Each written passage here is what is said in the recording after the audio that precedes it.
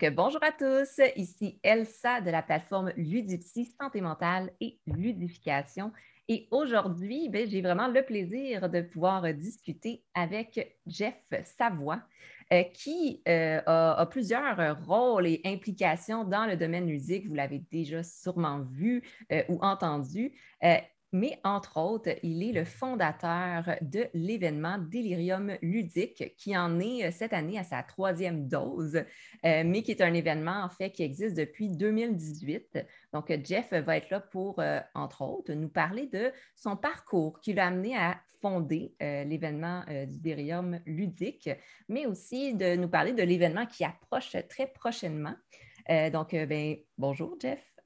Bonjour Elsa, ça va bien? Ça va très bien. Donc, je suis Super. vraiment heureuse et merci beaucoup de m'accorder, en fait, ce temps, malgré tout l'organisation que tu dois faire avec l'événement qui approche prochainement, là, en fait. Tout à fait, oui. 1, 2, 3 octobre cette année en 2021. Et oui, écoute, je t'accorde mon précieux temps pour quelques Précieux. minutes parce que je te dirais que c'est jour et nuit quasiment ces temps-ci, là. Puis quand je dis nuit, c'est parce que je rêve à ça. Fait que j'organise toutes les activités dans ma tête la nuit en dormant, les bouts que je dors ou j'essaye de dormir. Mais ça me fait plaisir pour vrai. Ça va être intéressant. Ça va être vraiment intéressant. Merci beaucoup. Je le prends très positivement. Et je pense que ça va être d'autant plus intéressant de parler de qu'est-ce que c'est que l'organisation d'un événement aussi important que le délirium ludique, parce qu'on peut voir que c'est du travail jour et nuit, donc c'est beaucoup de travail, excusez-moi, pour en arriver à organiser justement cet événement-là d'un 3 jours intense non-stop. Donc, pour commencer, en fait, je m'intéresse toujours au avant. Le avant, ça serait un peu ton cheminement, justement, professionnel ou académique, qui t'a amené à fonder en 2018 la première dose du délirium ludique. Ben, c'est une bonne question. Je te dirais formation professionnelle ou académique, c'est zéro lié au jeu. Absolument pas. Je suis en informatique, donc je dirige des équipes informatiques, donc on est très, très loin du jeu de société, mais c'est un bon exutoire, le jeu de société.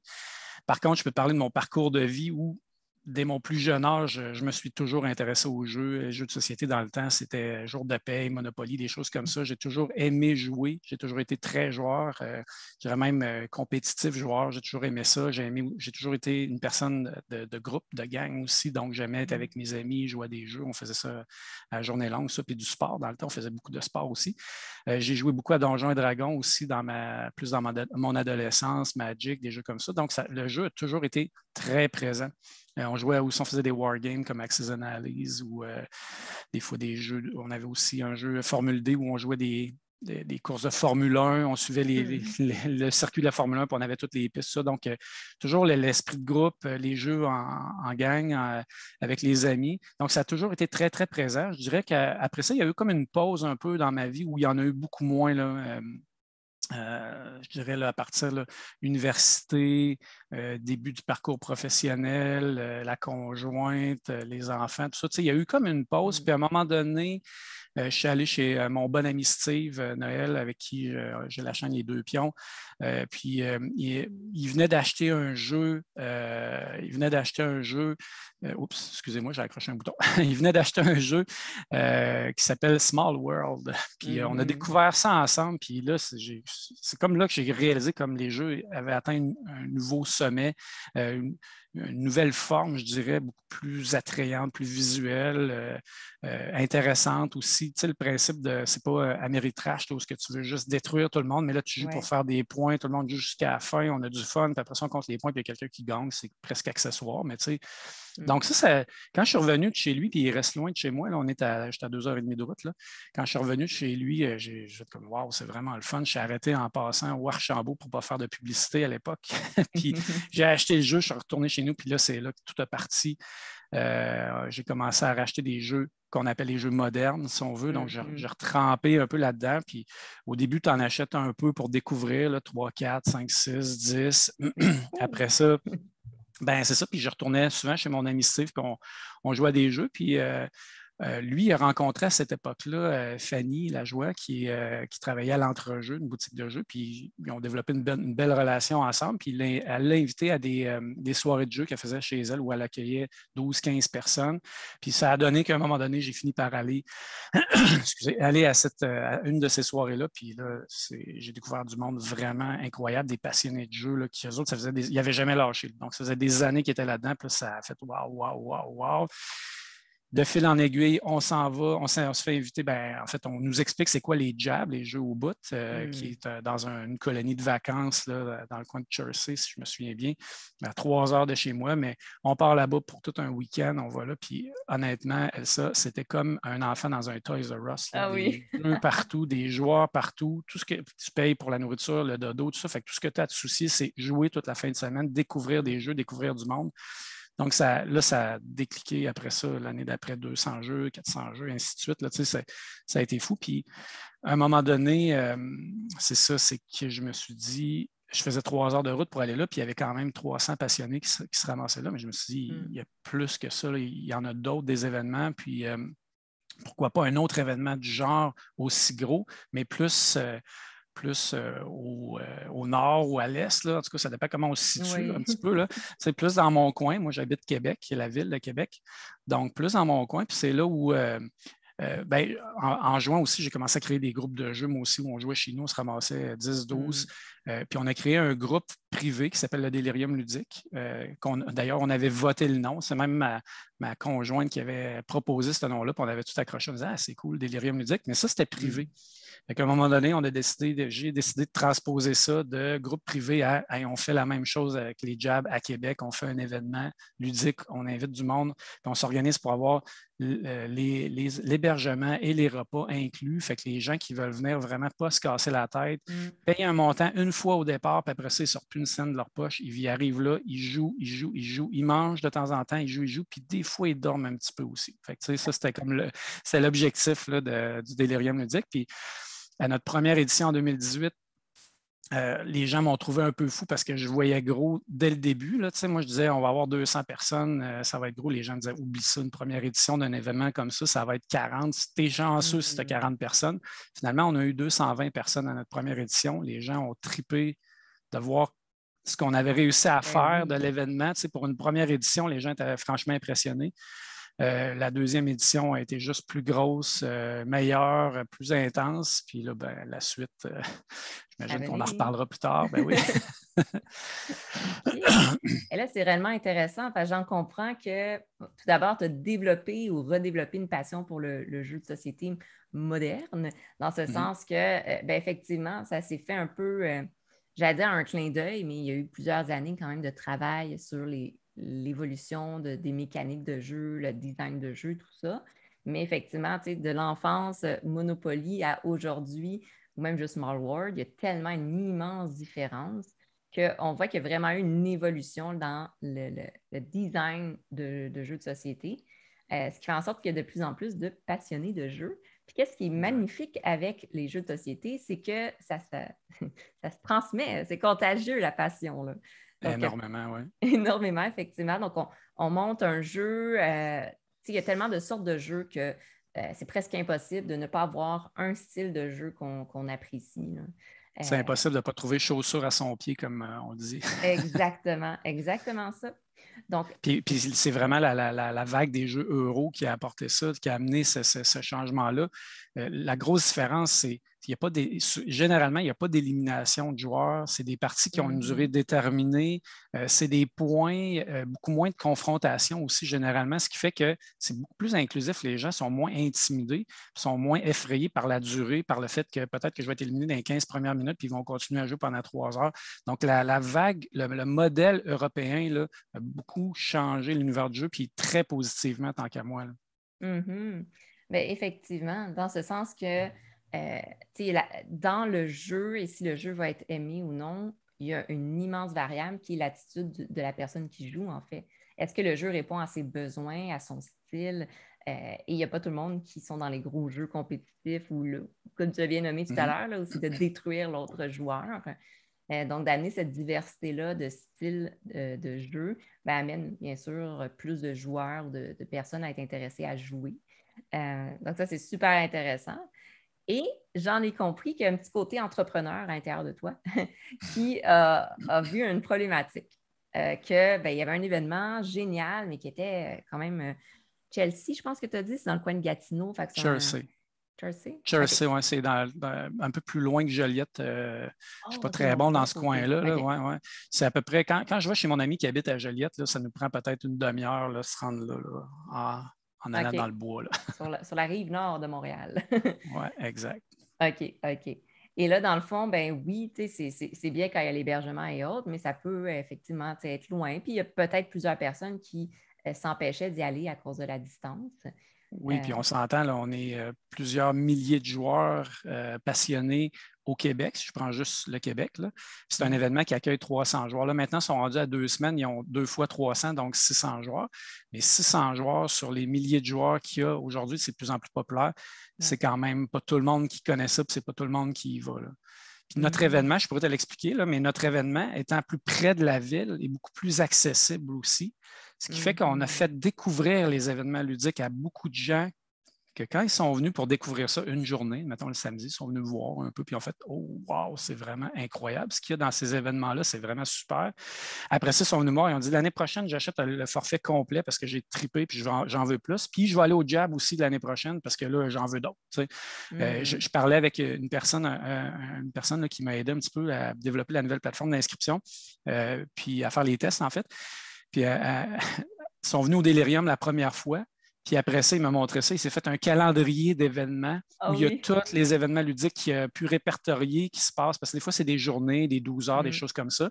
Il les a toutes mis dans un calendrier puis il essaie de toutes les faire. Fait que, des fois, j'aime ça dire que le Délirium a été beaucoup la porte d'entrée des événements un peu plus hardcore, mettons. Là. Je ne sais pas comment le dire, là, mais c'est plus intense, plus immersif là, Immersif, oui. en termes de jeu.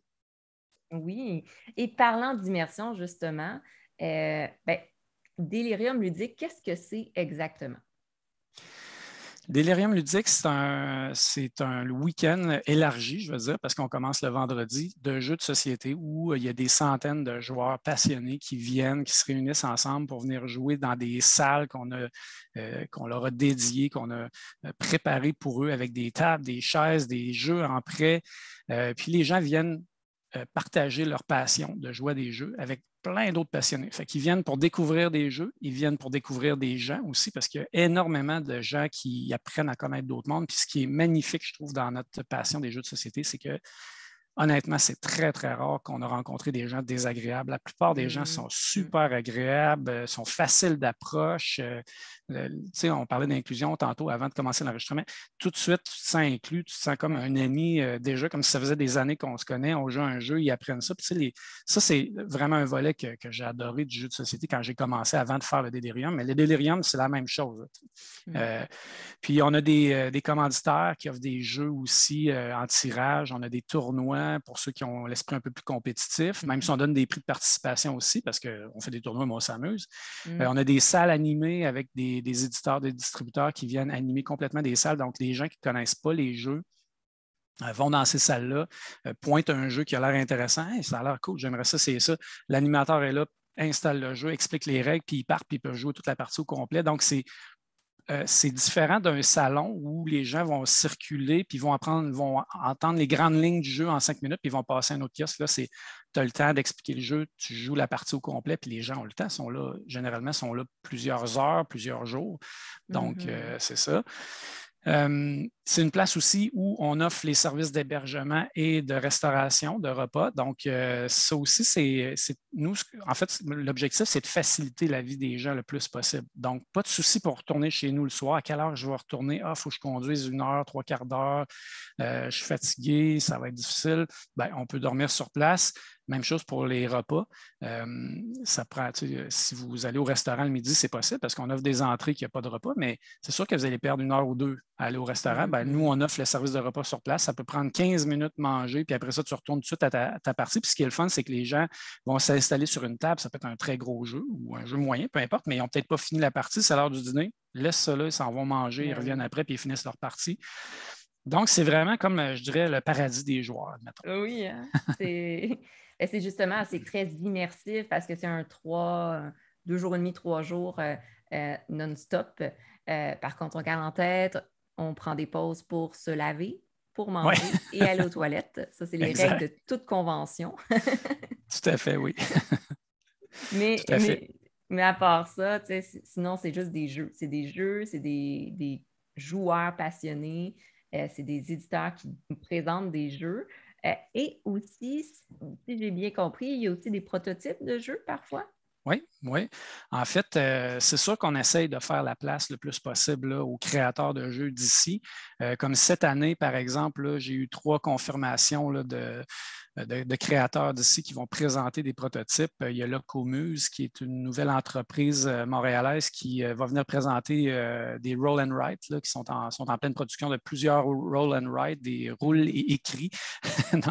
Donc, des jeux qui sont plus crayon, papier, dés, cartes, très simples, très petits, mais ils sont très à la mode ces temps-ci. J'ai aussi Jacques Dominique qui va venir présenter son nouveau prototype, celui, l'auteur de Nouvelle-France, qui a fait un nouveau prototype qui s'appelle Paris Tour, quelque chose, Tour guidé Paris, j'ai oublié le nom, je suis désolé. Mais déjà, le prototype a l'air d'un jeu pratiquement édité, là, c'est wow. Donc, on a bien hâte de voir ça. Puis il y a aussi Jean-François Gauthier de Goblivion qui va venir présenter son prochain jeu.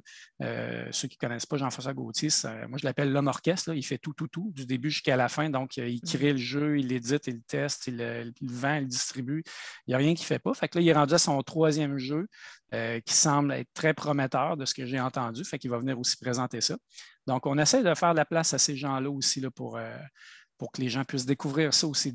C'est intéressant pour eux autres de découvrir un peu le processus de création. Tu sais, quand tu vois un jeu qui est sur papier, sur une feuille de papier lignée quasiment avec un stylo puis 2D bien ordinaire qui viennent d'un autre jeu, ben, puis les gens jouent à ça et disent hey, mon Dieu, c'est déjà le fun. Tu sais, fait que hey, j'ai hâte qu'il soit édité, j'ai hâte de le voir. Tu sais. Tu parlais de mon parcours, mais j'ai aussi gagné le plateau d'or avec un jeu que j'ai créé qui s'appelle Assassin Royal.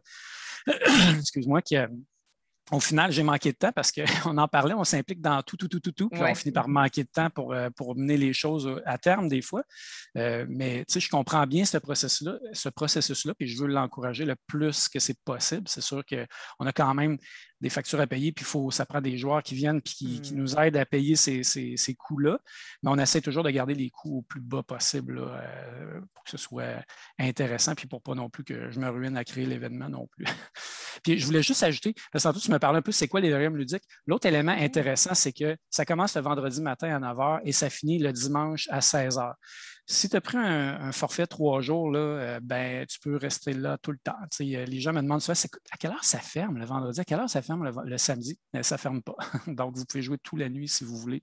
Toute la nuit si vous voulez, donc il n'y a pas de problème. Fait que ça aussi, c'est un autre élément qui est intéressant. Là, il n'y a pas de vite, il faut finir notre partie, ça ferme dans 1 heure. À part le dimanche, j'avoue que le dimanche, à 16 h, on commence à avoir hâte de refaire les boîtes et de s'en aller. On est brûlé, tout le monde. Mais sinon, entre-temps, c'est ça, on en profite.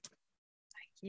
Donc, vraiment, tu l'as nommé tout à l'heure, c'est le paradis des joueurs parce que même pas à s'inquiéter qu'il y a un chat qui va sauter sur la table puis tout déplacer le jeu, même pas à s'inquiéter de faut aller faire à souper, même pas à s'inquiéter de faut terminer parce qu'il faut aller se coucher. C'est vraiment de ressortir ce petit côté, je nomme souvent le petit côté enfant là, à l'intérieur de nous, de comme, on peut jouer sans responsabilité, autre que ses besoins de base. Exact. Mais au-delà de ça. Et disons, une personne qui reste seule pour découvrir, est-ce que c'est difficile parce qu'il n'y a pas beaucoup de jeux solitaires, puis en même temps, ben, on veut jouer en groupe. Est-ce qu'il y a des groupes d'organisés ou est-ce que comment ça fonctionne pour une personne tout seule? C'est une très bonne question, Elsa. C'est une question que je me fais poser souvent. Il y a des questions qui reviennent régulièrement. Et puis, moi, ce que j'aime répondre, c'est qu'il n'y a personne qui vient tout seul au Délirium. On est 250 qui viennent au Délirium. On en parlait un petit peu tout à l'heure. Je ne sais plus si c'est en ondes ou pas, là, mais les gens dans le jeu de société sont extrêmement inclusifs. On a des systèmes pour aider ces gens-là. Premièrement, on leur explique que ça devrait être facile de se trouver des partenaires. C'est sûr qu'on leur dit qu'il ne faut pas qu'ils soient gênés à la base. C'est sûr que si la personne vient être timide, elle marche le long des murs après un petit jeu, elle se met sur un coin de table et elle ne parle pas à personne, c'est sûr qu'elle risque de passer un week-end un peu ennuyant puis elle risque d'être toute seule, mais on travaille fort pour pas que ça arrive. Mais si la personne va où il y a les jeux de société en prêt, parce qu'on a presque 1000 jeux qui sont prêtés sur place, si la personne se tient dans ce coin-là, voit 3 personnes, par exemple, qui prennent un jeu, qui jouent à 4 ou à 5. Ah, vous partez ce jeu-là, ça a l'air le fun, ça vous dérange-tu si je me joins à vous? J'ai jamais entendu quelqu'un dire « Oh non, ça ne nous intéresse pas, merci, mais non. » Les gens « Ah, il n'y a pas de problème, viens-t'en, on va t'expliquer ça. » Puis là, ils s'assoient, puis là, ah, tu découvres du monde. Puis il y a beaucoup de monde qui sont venus tout seuls, puis qui peuvent le confirmer. Là. C'est très facile de se faire des amis. Puis on a même un super système que j'aime à dire qu'on a inventé. Le Délirium ludique a mis en place un nouveau système d'amis. On a 2 systèmes de ballons gonflés à l'hélium qui a été réutilisé ailleurs. On a mis un trademark là-dessus. Là, c'est très drôle. Mais il y a 2 systèmes de ballons gonflés à l'hélium, les rouges et les jaunes. Parce qu'on a des animateurs aussi dédiés Délirium ludique. Donc, les joueurs, quand ils s'installent avec un jeu à leur table, peuvent mettre un ballon rouge, par exemple, s'ils ont besoin d'explications pour le jeu. Ils ne connaissent pas le jeu, mais ils voudraient vraiment l'essayer. Mettre un ballon rouge là, il y a un animateur qui va voir le ballon, qui va aller les voir, puis qui va essayer de leur expliquer le jeu. S'ils sont capables, trouver un autre animateur qui peut l'expliquer, ou au pire, un autre joueur, peut-être qui peut venir prendre 10 minutes de son temps pour expliquer le jeu. Si jamais c'est impossible, à la limite, ils vont peut-être aider à lire les règles avec la personne. Puis sinon, ils vont proposer un jeu alternatif qui va être à peu près dans la même gamme qu'eux autres connaissent bien et qui vont pouvoir expliquer. Fait que ça, c'est notre premier système. Mais le deuxième système qui vient avec la question que tu posais, c'est nos ballons jaunes. Les ballons jaunes, quand les gens vont aller chercher un jeu, puis ils sont 2, par exemple, c'est un jeu qui joue à 4, ils vont mettre une ballon jaune à leur table et ça veut dire j'ai de la place disponible. Si c'est quelqu'un qui est libre et qui est seul ou qui est en 2 personnes, par exemple, qui veulent se joindre à nous, bien, vous êtes les bienvenus. Et ça a fonctionné vraiment beaucoup. On a commencé ça en 2019. On cherchait beaucoup de façons de mieux identifier ces personnes-là qui ont besoin d'aide, mieux identifier nos bénévoles aussi. En 2019, j'ai fait créer des jackets qui identifiaient les bénévoles, les animateurs pour pouvoir les reconnaître plus facilement. Les ballons, après ça, moi, je cherchais quelque chose qu'on pouvait voir de loin.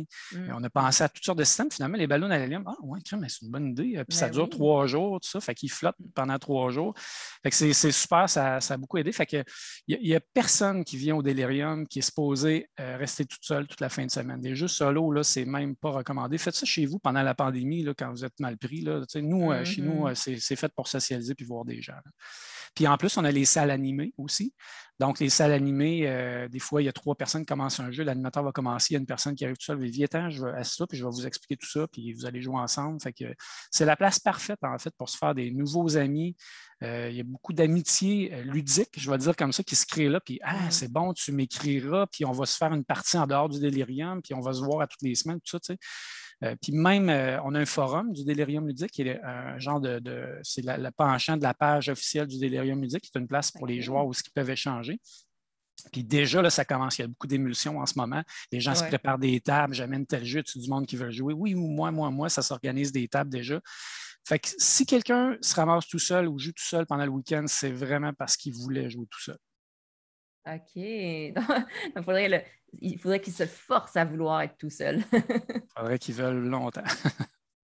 OK, mais déjà, je pense que ça peut rassurer plusieurs personnes qui peut-être étaient en hésitation à s'inscrire ou à participer, qui sont tout seuls. Mais justement, j'en comprends que si vous êtes seul, que vous n'avez pas de connaissances ou d'amis qui aiment les jeux de société, puis que vous voulez jouer, bien, le Délirium ludique est justement un bel endroit pour rencontrer d'autres joueurs, des amitiés ludiques ou découvrir vraiment d'autres. En fait, c'est de découvrir une communauté d'appartenance. Ça veut dire, ce petit côté-là passionné de joueurs, bien, il y a plein d'autres gens qui l'ont. Puis tout le monde est rassemblé à la même place en même temps. C'est le meilleur endroit pour vraiment laisser aller ce côté-là passionné de jeux de société. Puis c'est surprenant de voir que autant de personnes qui proviennent de différents milieux, de différentes vies, ils ont différentes vies, différents statuts sociaux ou différentes réalités familiales, tout ça. Ils finissent par se rencontrer, puis on le réalise même, on ne pose même pas ces questions-là. Toi, à quel âge? As-tu des enfants? As-tu ci, as-tu ça? Oui, on finit par jaser avec la personne, mais la première chose qui fait qu'on connecte, c'est vraiment la passion du jeu. Puis, ça fait tout de suite un lien qui renforce tout le reste après. Fait que ça, c'est très, très positif. Tout à fait. C'est une des choses en tant que joueuse, que j'ai trouvé le plus fabuleux dans le domaine du jeu de société, c'est justement, il n'y a comme pas de barrière d'âge ou de genre ou peu importe en fait. Là. C'est juste si on aime les mêmes jeux, si on aime le même style, ça vient connecter. Puis après ça, ben, il y a des belles amitiés qui se développent. Exact. OK. Et pour ceux-là qui seraient vraiment intéressés, qui voudraient s'inscrire, est-ce qu'il reste des places? Parce que là, bien sûr, avec les, les conditions actuelles, c'est plus limité. Est-ce qu'il reste de la place pour s'inscrire? Malheureusement, les inscriptions sont terminées, c'est complet pour cette année. C'est une année très, très, très particulière. Tu l'as mentionné un petit peu là, avec la réalité sanitaire, la pandémie. On a été très limité. En fait, on est très chanceux de pouvoir tenir un événement à la base. Ça a été beaucoup, beaucoup de questionnements. Ça a été une année difficile pour moi. Beaucoup de questionnements, beaucoup d'appels, beaucoup de courriels. Essayer de s'arrimer avec la santé publique pour voir est-ce qu'on peut tenir l'événement, de voir d'abord où est-ce qu'on se situe, parce que dans tous les documents qui expliquent les règles sanitaires, on se retrouve difficilement à notre événement parce qu'on a un statut très particulier entre le congrès, entre l'événement privé, entre le pub ludique, à la limite, avec des animateurs assez une table. Tu sais. On est vraiment un peu au milieu de tout ça, fait que ça a été très compliqué. J'ai heureusement fini par parler avec une personne fort sympathique de la santé publique qui nous a tout enligné ça, qui nous a dit ce qu'on pouvait faire, les limites qu'on avait à respecter, tout ça. Donc, ça nous a permis déjà à la base de pouvoir tenir l'événement, mais avec des limites quand même.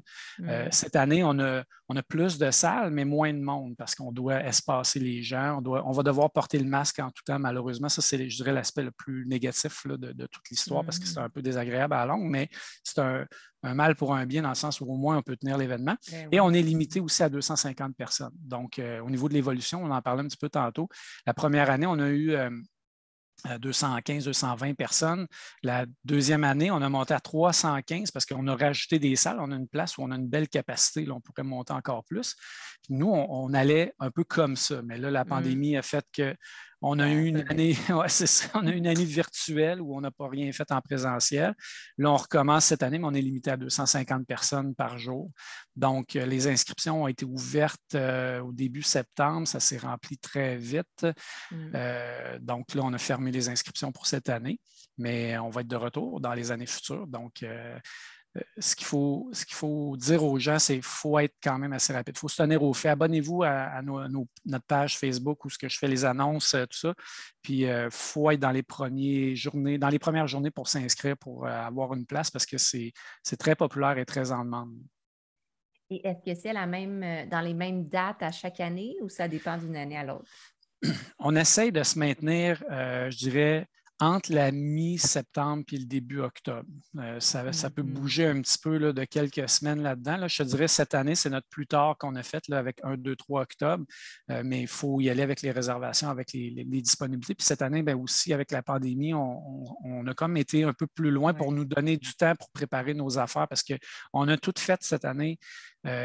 Comme en 3 fois moins de temps. Fait que quand je disais là, que je passe mes jours et mes nuits à penser à ça, c'est à peu près ça. Là. Bien, évidemment, je travaille aussi en plus à temps plein. Donc, ça veut dire que les soirs et les fins de semaine, ne demandez-vous pas ce que je fais ça. Donc, avec une famille en plus, mon Dieu, c'est impressionnant.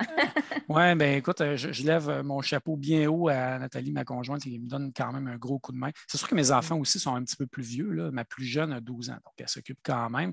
Mais oui, on essaie d'arriver dans tout ça puis de réussir à rester sain d'esprit. Je vais le dire comme ça. Oui, c'est ça. À ne pas se brûler. Là. C'est sûr que plus l'événement approche, plus les cernes grossissent, la fatigue embarque. Des fois, un peu peut-être l'impatience. J'essaie de ne pas l'être. Je m'excuse des fois si je le suis. Mais disons que le 4 octobre, là, le lendemain de l'événement, là, je décompresse. Là, puis j'ai besoin de repos pendant un bout de temps. Là. Est-ce que tu as pris congé à ton travail ou... Oui, bien sûr. OK. Dans le fond, habituellement, je prends congé le jeudi, vendredi, lundi. Donc, j'ai comme un peu de temps pour préparer, parce que le jeudi, vendredi, là, c'est la course pour réussir à arriver à 9 h le vendredi matin. Puis le lundi, c'est ma journée où je décompresse le plus. Mais j'ai quand même après l'événement, j'ai encore des choses à faire. Il y a des factures à payer, il y a des choses à terminer. Il y a aussi l'espèce de post-mortem à faire, toutes ces choses-là. Donc, on continue à y penser encore quelques semaines après. Après ça, là, on pense à d'autres choses pendant un bout de temps. Après, je joue. C'est ça que je fais le plus. Oui, c'est ça, parce que là, n'as pas dû jouer beaucoup dans les derniers mois, là. Non, j'essaie toujours de me garder un peu de temps pour jouer. Pendant l'événement, les gens souvent veulent jouer avec moi, mais j'ai vraiment pas le temps parce que je cours partout. Fait que, tu sais, même si j'organise un événement ludique où les gens peuvent jouer 24 heures sur 24, moi, je joue pratiquement pas. Fait qu'après l'événement, là, j'ai le goût de jouer, là, tu sais. Je veux voir du monde, je veux jouer, je veux rien organiser puis prendre un peu de temps pour décompresser. C'est très intéressant parce que souvent, on parle justement du bien-être des participants, tu sais, que sortir de l'isolement social, rencontrer des gens, tu l'as nommé, le sentiment d'appartenance, se faire des amitiés, bon, etc. On voit qu'il y a plein d'effets positifs pour les joueurs et les participants, mais on ne pense pas à tout l'envers du décor, qui est toute l'organisation de l'événement, qui est très, qui est plaisant, mais qui est très demandant. Et que justement, tu sais, de ton côté, en ce moment, c'est go, go, go, il faut préparer, il faut que tout fonctionne, ce qui peut être très, très, très énergivore et très stressant là, comme Très ambiance. anxiogène. Ouais, Très très anxiogène. anxiogène parce que, évidemment, moi, j'ai besoin de réponses. J'attends après beaucoup de réponses de beaucoup de personnes, beaucoup d'intervenants. Puis ces gens-là se sont occupés aussi souvent à faire autre chose. Le Delirium, c'est un événement pour eux autres dans l'année. Moi, la réponse est très importante. Pour eux autres, c'est plus ou moins important. Fait que souvent, c'est des relances. Quel genre de réponse je vais avoir? Cette année, on a eu beaucoup, beaucoup de rebondissements aussi là, de choses qu'on pensait qu'elle allait être correcte, finalement, n'était pas correcte. Il fallait trouver des solutions de rechange, tout ça. Fait que c'est une année qui a été particulièrement difficile pour moi en termes d'anxiété. Mais on va y arriver, là. On va réussir à y arriver, puis on va livrer encore cette année quelque chose de super intéressant. Puis je veux prendre le temps aussi en même temps de remercier tous les gens qui s'impliquent parce que oui, c'est certain que je suis la personne qui met le plus de temps là-dedans sans l'ombre d'un doute, là, puis surtout avant. Mais même un peu avant, il y a des gens qui sont généreux et qui m'offrent de l'aide sur certains aspects. Je peux te trouver un fournisseur de ci, je peux te trouver quelqu'un qui sait ça, je peux te trouver une place pour ci, pour ça. Fait que ça, c'est très, très apprécié. J'ai un ou deux collaborateurs plus près qui vont me donner un coup de main un peu plus sur certains aspects, des fois des réflexions, des choses comme ça. J'ai ma conjointe, évidemment, qui me donne un énorme coup de main. Quand ce n'est pas directement l'événement, c'est pour me donner du temps pour faire l'événement. Donc, ça, c'est super apprécié.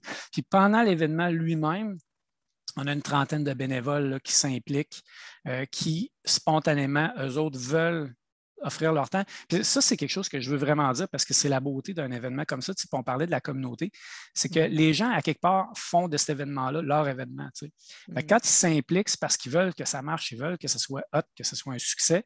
Fait qu'ils sont prêts à donner du temps de jeu qu'ils perdent pour venir nous donner un coup de main, pour animer, pour m'aider à monter les salles, n'importe quoi. En fait, il y a plein de jobs à faire, les repas, les files d'attente, les cocardes. Il y a plein de choses à faire dans un événement comme ça. Puis c'est impossible que je fasse tout ça tout seul, rendu à l'événement.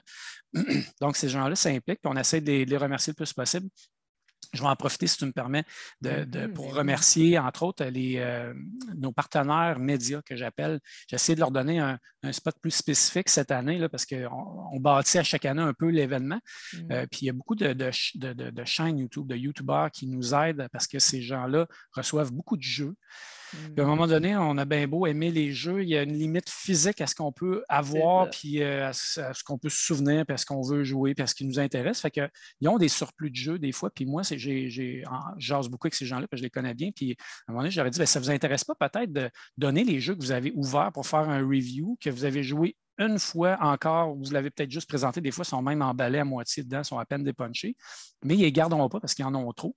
Fait que si vous me donnez ces jeux-là, moi, dans le fond, je m'engage à les donner à nos bénévoles pour les récompenser. Fait que les bénévoles, eux autres, sont très contents parce qu'ils ont des jeux pratiquement neufs. C'est juste parce qu'il n'y a plus le petit plastique autour, là, à peu près. Là. Puis ils s'impliquent. Ils s'impliquent à la base, ils ne demandent rien. C'est ça qui est magnifique. Là, mais nous, on s'organise pour leur en donner le plus possible pour qu'ils trouvent un peu comment je dirais ça, donc pour voir qu'on veut les remercier finalement. Là, fait que, ils sont très contents. Fait qu'ils repartent de là avec 1, 2, 3 jeux, dépendamment du niveau d'implication qu'ils vont avoir donné. En plus, mettons, des fois, la revanche va donner des accès jeux gratuits. On a toutes sortes d'affaires. Souvent aussi, on va avoir des gratuités ou des choses comme ça pour eux autres. Donc, j'essaye le plus possible de les récompenser là, à la hauteur de leur implication parce que sans eux autres, honnêtement, ça n'aurait pas l'air de ce que ça a l'air une fois que vous êtes là et que vous voyez tout ça. Là, parce qu'il y a une limite physique à ce que je peux faire tout seul. Effectivement. Tu ne peux pas te téléporter. Puis, Non, c'est ça, je ne peux pas me dédupliquer. Puis c'est drôle parce que cette année, je suis très ouvert avec la communauté, les gens qui viennent, puis j'explique un peu les problématiques qu'on vivait. Puis à un moment donné, l'inscription, j'avais annoncé quelque chose, puis j'ai changé parce qu'il y a des gens qui faisaient des commentaires. Je disais, c'est vrai que ça n'a pas de sens. Fait que j'ai changé des choses. Puis là, ben, je faisais une blague en disant, ben, le Jeff qui s'occupe des inscriptions, là, il a fait une erreur. Fait que le Jeff, qui est responsable du gars qui s'occupe des inscriptions, il a dit, non, on ne fait pas ça, on fait d'autres choses. Fait que là, les gens ont trouvé ça bien drôle, puis ont commencé à dire qu'il y avait un Jeff pour à peu près toutes les sphères d'activité qu'il faut que, que je m'occupe. Là. Fait que c'est drôle, mais pour vrai, sans les bénévoles, c'est impossible. Puis il y a des gens qui s'impliquent depuis l'année 1 puis qui sont là chaque année. Fait qu'il faut croire qu'on les traite bien. Puis moi, je suis très, très content. Puis on a une super photo de famille en 2019 qu'on a pris grâce à notre photographe là, qui vient à chaque année. Puis j'adore cette photo-là parce que tout le monde est sur le stage. On sent l'esprit d'équipe. Là. C'est ça, l'esprit quasiment familial qui va continuer de grossir à travers les années, justement. Et tu l'as quand même bien nommé, l'aspect bénévolat et les bénévoles, en fait, sont très importants dans ce genre d'événement-là parce que ça reste que c'est un événement où est-ce que le budget doit aller être cherché, pour pas que ça soit tout de tes poches non plus. Donc, les gens qui décident de s'impliquer bénévolement sont énormément appréciés. Là. C'est des piliers dans ce genre d'événement-là. Disons qu'il y a des gens qui tout de suite seraient intéressés pour l'année prochaine. À partir de quand est-ce que tu recrutes des bénévoles, puis comment les gens peuvent s'impliquer dans l'organisation un peu du délirium ludique? Ben, c'est sûr que là, pour l'année prochaine, c'est tôt un peu. Là, souvent, il n'y a pas une année qui est pareille, malheureusement. J'aimerais le plus possible que chaque année soit identique. Ça me faciliterait beaucoup la vie, mais à chaque année, je me rends compte qu'il faut que je recommence à peu près tout. Là. Mais cette année, on a commencé à travailler au mois d'août. Mais les autres années, habituellement, je commence plus au mois d'avril, mai à travailler pour préparer les commandites, les inscriptions. On fait les inscriptions en juin pour septembre pour voir déjà de quoi ça va avoir l'air. Cette année, tout s'est fait au mois de septembre. Mais habituellement, je l'annonce là, sur la page Facebook du Délirium. S'il y a des gens qui sont intéressés, envoyez-moi, écrivez-moi. Pardon, on a une adresse deliriumludique@gmail.com ou sinon, ils m'écrivent directement par Messenger là, dans la page du Délirium. Il y a un bouton là, pour communiquer avec nous.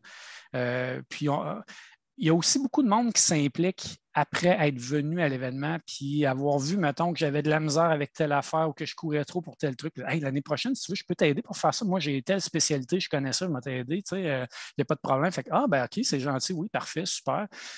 Cette année, on a une problématique pour les repas. CNDF, à cause d'un manque de personnel, n'a pas pu nous servir les repas qui devaient nous servir. Donc, c'est une réalité qui est là cette année pour tout le monde. Donc, on a dû se revirer de bord assez rapidement. On a fait affaire avec un traiteur. Au bout du compte, on finit par s'organiser. Mais quand on parlait d'éléments anxiogènes, ça en était un assez majeur. Mais moi, je ne veux pas pénaliser les gens. Fait que là, je trouvais ça plate parce qu'on ne peut pas servir tout le monde en même temps, contrairement à d'habitude. Fait que là, il faut que je fasse 2 périodes de dîner, séparer les gens. Bien, des fois, moi, je ne connais pas tout le monde personnellement. Fait que là, je ne voulais pas séparer les gens qui viennent ensemble pour pas qu'ils soient malheureux. Fait que j'ai dit aux gens, si vous avez des groupes, dites-moi là, puis je vais essayer de vous mettre ensemble le plus possible. Fait que ça, c'est un travail supplémentaire. Puis il y a quelqu'un qui a été super gentil qui m'a dit, hey, si tu veux, là, je vais tout compiler ça, puis je vais t'envoyer le fichier, ça va aller plus vite pour toi après. Hey, merci, super. Wow. Ça m'a aidé énormément. Fait que j'ai gagné du temps. Fait que c'est ça un peu. Là, les gens s'impliquent souvent de cette façon-là. OK. Ils voient un problème, puis ils ont la solution en s'impliquant. Exactement. Donc là, ça t'enlève la charge mentale, puis en même temps, bien, de leur côté, bien, ils se sentent impliqués dans l'événement. Puis souvent, c'est ça que tu l'as bien nommé tout à l'heure, souvent, c'est ça l'élément qui est génial dans les communautés de joueurs, c'est qu'ils peuvent s'impliquer. Et là, ils sentent qu'ils font un peu partie justement de l'événement en tant que tel, comme tous les bénévoles qui s'impliquent pour l'édition cette année. Exact. OK. Mais génial. Donc, on voit que c'est un événement que dès le départ, en fait, a déjà pris sa place, puis continue de grossir malgré la pandémie, la version virtuelle, les limites sanitaires qui sont mises en place, mais ça reste qu'on voit l'importance de cet événement-là pour les communautés de joueurs. Et je pense que c'est important, je le renote ici, mais de voir aussi toute l'implication, le temps, l'énergie que ça prend à organiser. C'est là qu'on se rend compte que, tu sais, quand on y va en tant que joueur, on voit les résultats, mais de prendre en considération tout ce qui a été mis en place, puis de voir à quel point là, ça grossit comme événement. Ça part d'un petit quelque chose et à travers l'année, ça grandit.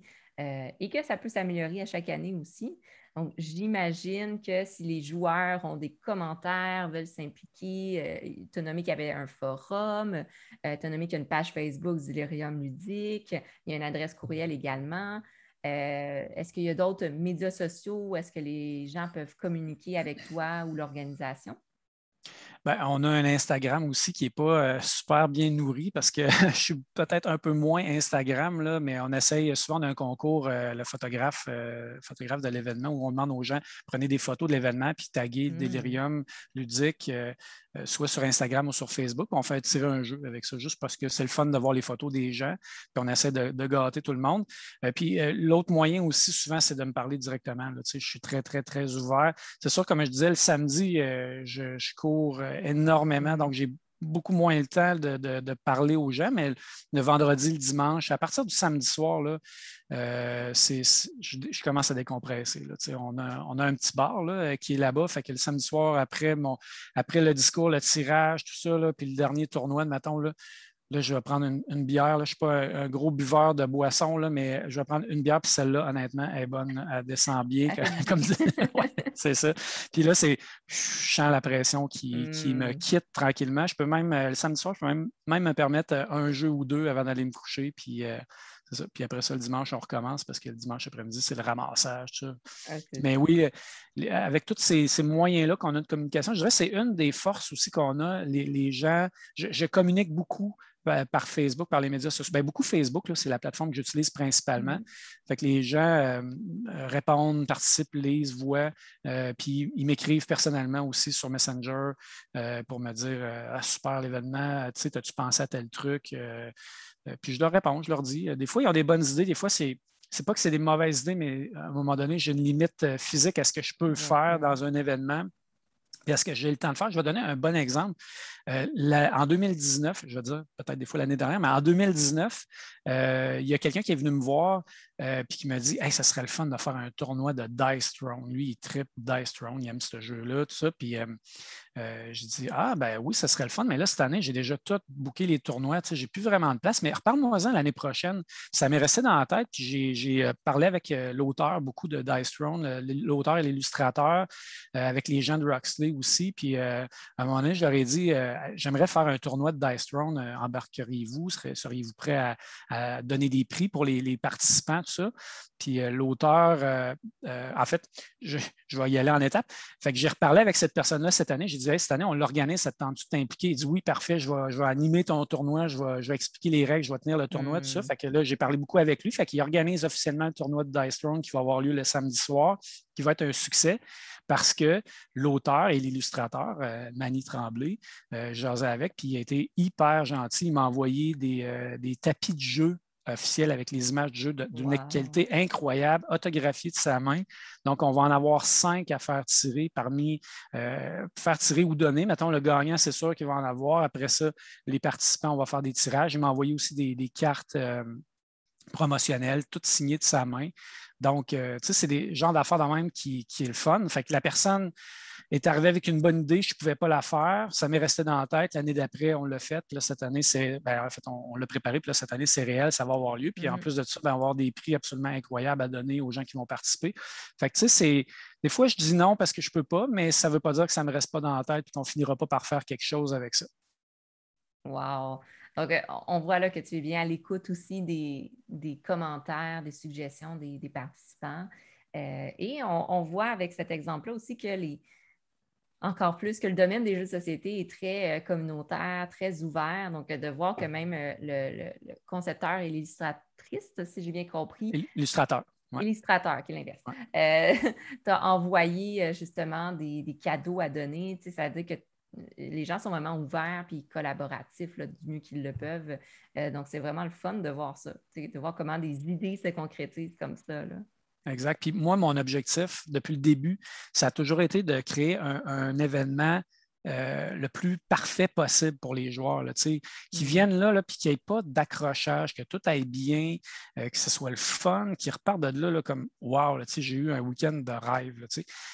C'est sûr que des fois, il y a des petites choses qui accrochent, il y a des affaires qui ne sont pas parfaites, mais tu sais, ce que je dis au monde tout le temps, puis je le dis à chaque année dans mon discours, dites-vous bien que s'il y a quelque chose qui a accroché ou qui n'a pas été parfait, ce n'est pas parce qu'on n'a pas essayé que ce soit parfait, c'est parce que des fois, la réalité nous rattrape, puis des accrochages, ça peut arriver. Tu sais. Mais on essaye toujours de faire le maximum là, pour que ce soit le plus incroyable possible comme week-end. Puis je pense que si tu sondes un peu les joueurs, ceux qui viennent, tout ça, là, écoute, à 99 % les gens vont dire que c'est vraiment super, c'est vraiment incroyable. Effectivement, et là, je suis bien intéressée à avoir les retours lorsque les participants iront jouer, s'amuser au Délirium ludique. N'hésitez pas à écrire les commentaires de comment vous avez trouvé cet événement-là sur la page Facebook Délirium ludique. Mais j'ai aussi venir sonder un peu, voir qu'est-ce que vous avez aimé, quels sont vos coups de cœur, pas juste dans les jeux, mais au niveau vraiment de l'événement en tant que tel. Qu'est-ce que vous aimez du Délirium ludique qui rend cet événement-là si génial et immersif? Donc ça, j'ai bien hâte d'aller, comme tu as bien dit, sonder aussi, voir l'essence même de l'événement. Entre-temps, l'événement approche, c'est le 1, 2, 3. Oui. C'est ça, 1, 2, 3 octobre. Donc, c'est très, très bientôt, en fait. Donc, c'est début du mois prochain. Ouais. Pour le meilleur et pour le pire étant le stress et la tension qui montent de ton côté. Ouais, Mais au niveau des joueurs, c'est surtout de l'appréhension et de l'excitation qui arrive. Là. Donc, je suis sûre qu'il y a plein de joueurs en ce moment qui sont en train de déjà planifier quel jeu j'ai joué. Puis là, 3 jours, ça passe extrêmement vite à jouer à des jeux. Donc, ça va être de se faire une liste de jeux, se préparer à qu'est-ce qu'on joue, quand est-ce qu'on joue. Donc, ça va être beau à voir toute cette énergie-là dans les prochaines semaines. Donc, je sens qu'on peut terminer sur cette belle note-là. Donc, pour tous les participants qui vont participer au Délirium ludique, je vous invite à vous amuser et à ne pas hésiter, encore une fois, à communiquer, à mettre tous les beaux commentaires par rapport à l'organisation de l'événement. Je suis sûre que ça fait chaud au cœur de recevoir des beaux commentaires. Toujours. Toujours. Ça, comme je disais, quand on a eu notre dernier problème, ça m'empêche de tomber dans une sombre dépression. ça motive. C'est pour ça qu'on le fait. Parce que tu m'avais posé cette question-là, tu sais, pourquoi, qu'est-ce qui me drive là-dedans? Ouais. Puis honnêtement, quand j'arrive au week-end finalement après toute cette course-là, puis que je vois tous ces gens-là qui trippent, qui ont le gros sourire, qui ont du fun, qui viennent me voir, hey, wow, on aime ça, c'est le fun, les salades, les ça. C'est ça qui me drive dans le fond. C'est ce que je voulais, créer quelque chose de le fun pour tout le monde. Tu sais, puis je pense que je suis content du résultat, honnêtement.